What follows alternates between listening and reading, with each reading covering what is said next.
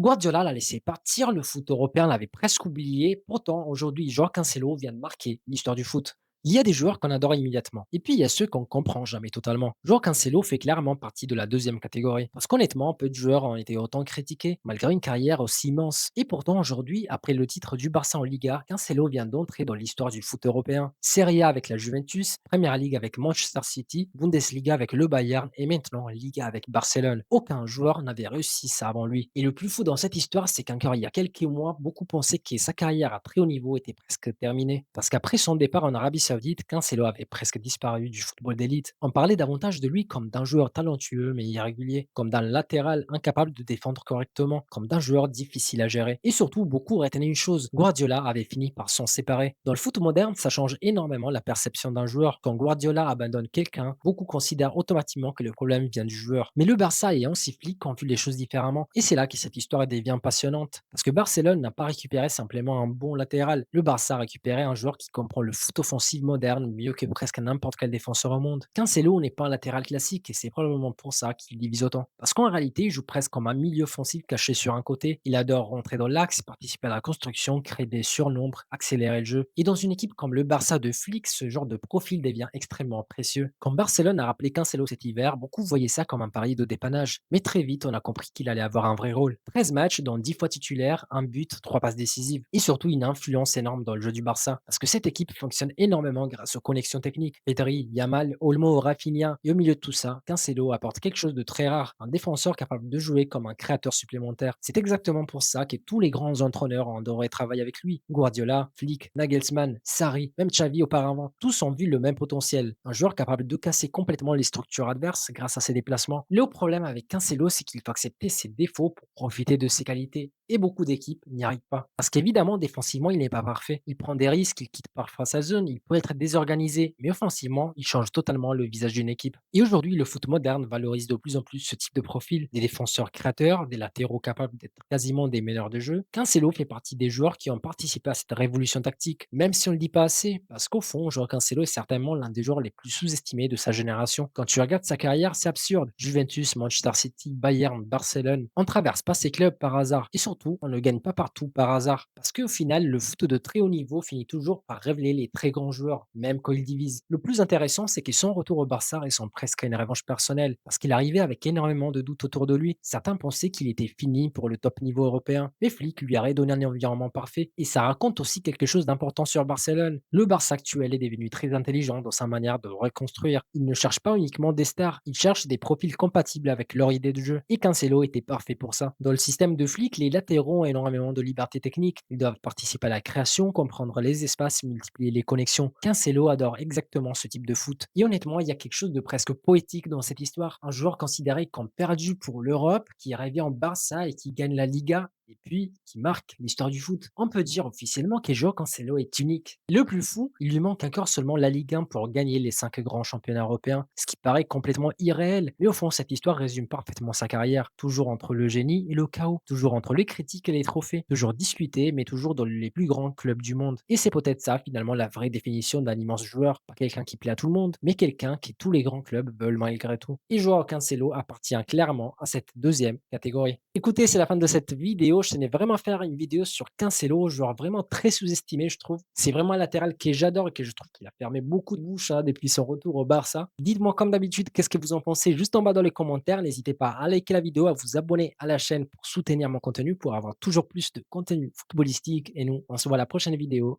Ciao!